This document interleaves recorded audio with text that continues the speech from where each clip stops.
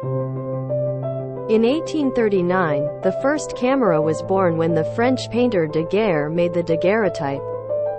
In 1923, Leica made a popular camera in Germany, and many people started using it. But was there a color back then? There wasn't. There was only black and white.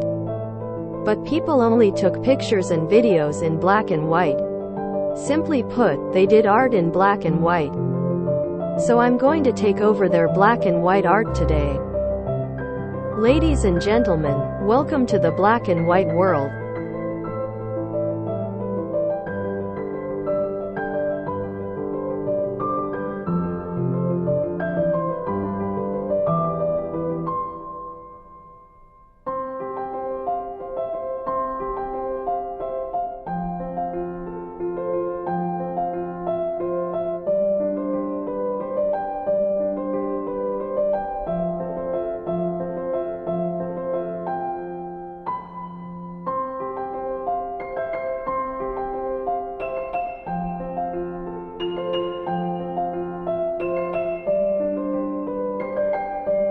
How did you enjoy your trip?